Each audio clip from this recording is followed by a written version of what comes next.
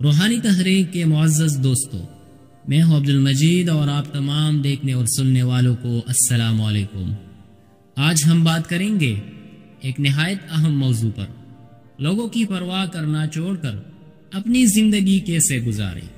میرے بھائی اور بہنوں، ہم میں سے اکثر اپنی زندگی لوگوں کی رائے اور ان کی پسند ناپسند کے مطابق گزارنے کی کوشش کرتے ہیں، لیکن کیا یہ ضروری ہے؟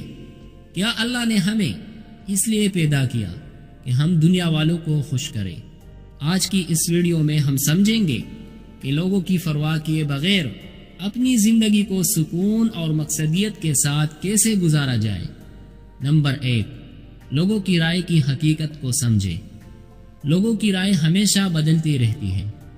آج وہ آپ سے خوش ہیں، کل آپ سے ناراض ہو سکتے ہیں۔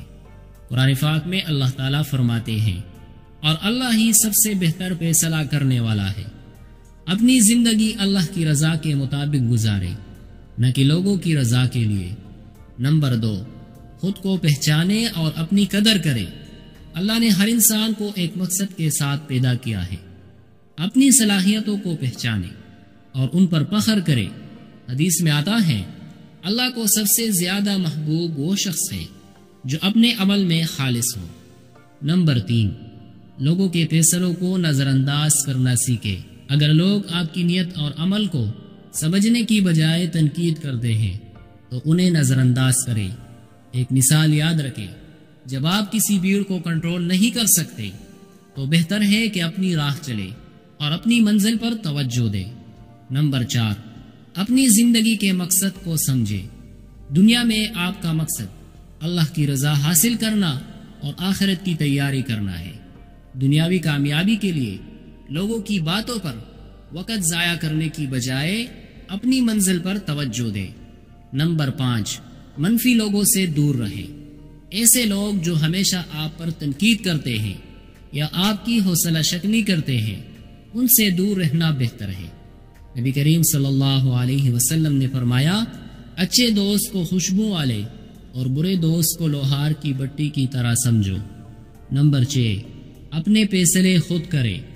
زندگی کے بڑے فیصلے خود سوچ سمجھ کر کرے، نہ کہ لوگوں کی رائے کے مطابق۔ غلطیاں سب سے ہوتی ہے، لیکن ان سے سیکھنا اور آگے بڑھنا آپ کے ہاتھ میں ہے۔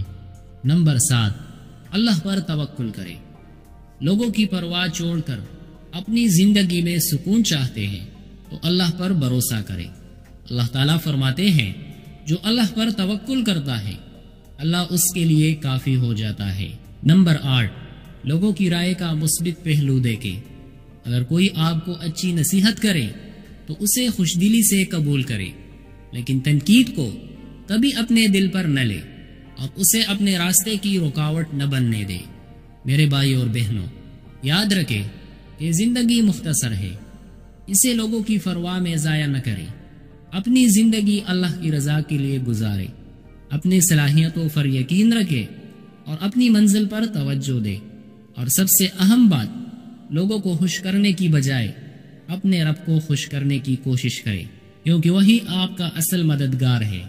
اگر آپ کو یہ ویڈیو پسند آئی ہو تو اسے لائک کرے، شیئر کرے اور ہمارے چینل کو ضرور سبسکرائب کرے۔